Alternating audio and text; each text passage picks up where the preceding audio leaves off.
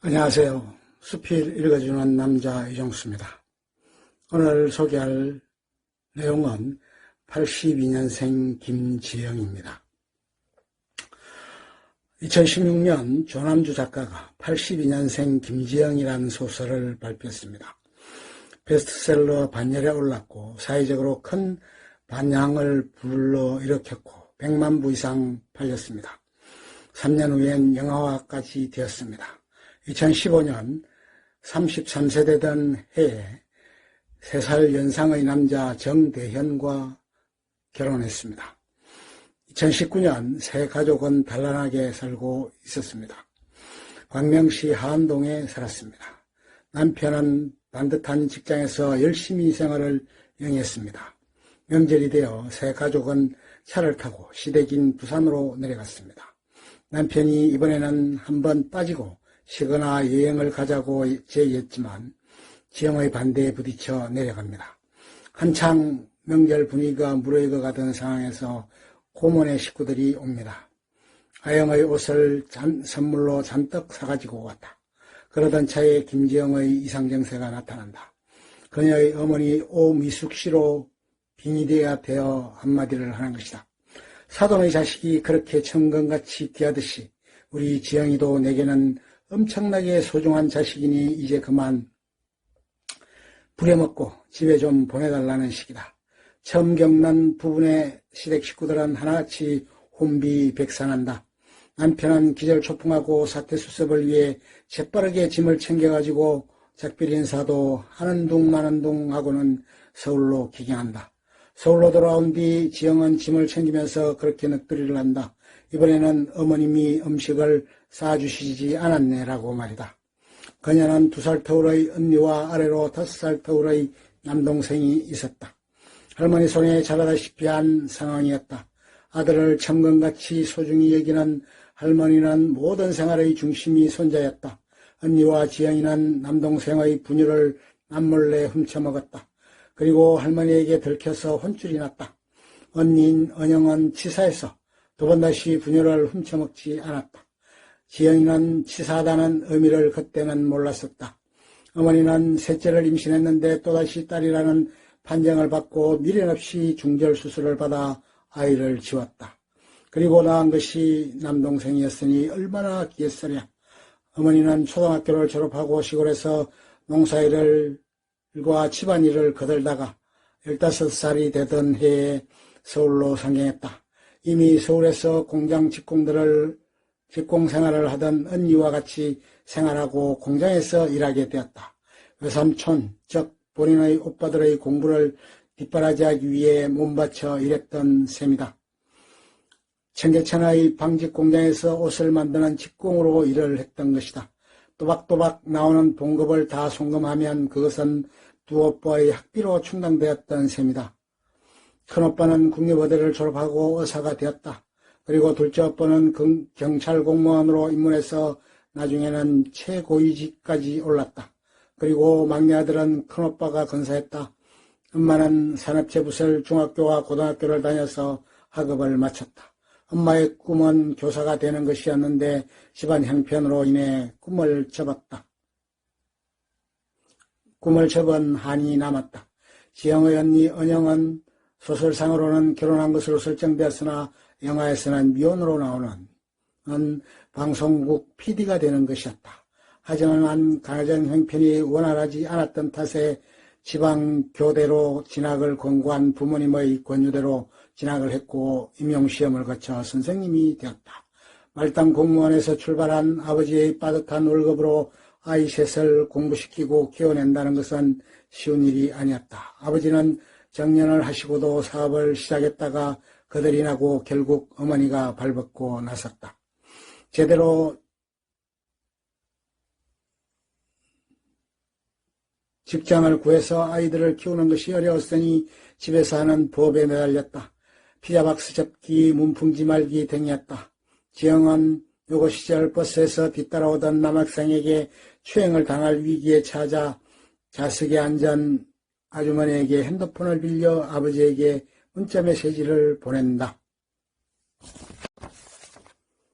아빠 버스 정류장으로 나와줘 라고 말이다. 아버지는 지영과 같이 걸으면서 딸을 나무랐다. 지영은 국문과에 입학했고 그곳에서 동아리 활동을 하던 중에 복학생인 남편을 만나 연애를 했다.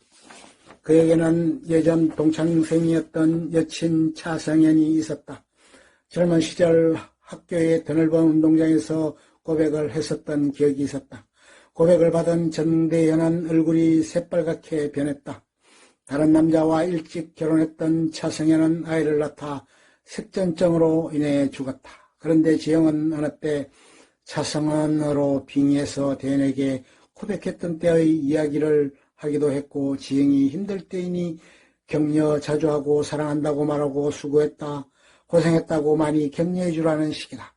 지영은 출산 후 직장을 관두었다. 직장에서는 홍보 쪽의 일을 했다. 팀장이 회사를 관두고 새로운 일을 시작하면서 팀원들을 모으고 있었다. 이제 아이도 26개월 정도 자랐으니 어린이집에 오전에 보내고 오후에 아이들을 돌볼 베이비시터를 구하면 직장생활을 새롭게 할 수 있을 것으로 여겨졌다. 남편은 육아휴직을 고민하고 있었다. 베이비시터를 구하는 전단지를 붙이고 백방으로 노력을 기울였지만 애 보는 일을 구하는 일은 쉽지 않았다. 시어머니의 반대도 한몫을 했다. 결국 그녀는 재취업을 포기하고 동네 빵집, 소설상으로는 아이스크림 가게의 아르바이트 자리를 고민했는데 그마저도 남편의 시큰둥한 반응을 보이자 포기한다. 지영이 아프다는 것을 엄마가 알게 된 것은 시어머니의 입방정이 화근이었다. 급하게 딸을 찾은 엄마는 지영이 외할머니로 빙의되는 지영을 보고 한없이 눈물을 흘린다. 처음에는 남편이 정신과 병원에 가보라고 했는데 검사 비용이 헛돈을 쓰는 듯 아까워서 검사를 포기했다.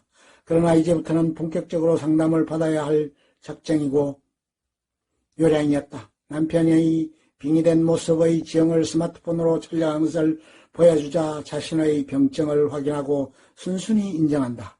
한 번은 아영을 유모차에 태우고 커피를 마시고 있는 중에 옆에 서 있던 젊은 애들이 지영을 보고 맘충이라고 부르는 데 대하여 지영은 경악을 금치 못한다. 아이를 유모차에 태우고 커피를 주문했다가 실수로 바닥에 커피를 엎지르는 일이 생긴다. 그러자 뒤에 차례를 기다리는 이들이 지영이를 비난하자 당당하게 지영은 자유주장을 펼친다. 나에 대해 뭘 알고 무슨 억하 심정으로 비난을 퍼붓느냐는 식으로 당당히 맞선다. 어느 날 아빠가 남동생을 위에 한약을 지어온 아빠가 그것을 식탁에 내려놓는다. 그러자 엄마가 불같이 화를 내며 내 딸을 위해 한 번이라도 그렇게 해보라며 한약을 내동댕이 친다. 오늘을 사는 젊은 30대 엄마들의 고충을 확실하고 분명하게 보여주는 작품이다. 여성들의 지위가 많이 좋아지고 나아졌다고는 하지만 아직도 우리 사회에 상존하고 있는 여러 유리벽들이 결코 끼어질 줄을 모르는 상황인 듯하다. 항상 참아야 하고 인내하고 용인하고 용서해야 하는 그런 삶이 우리 여성들의 운명이고 숙명인 듯이 체념하고 살아왔던 부분인 셈이다. 아이를 키우고 집안일을 하고 몸이 10개라도 모자랄 지경이다. 일도 해야 하고 직장도 다녀야 하고 육아도 해야 하고 모든 것을 감내하고 살아야 하는 것이 오늘날의 한국 젊은 여성에게 부여된 역할인 듯 보인다. 아이도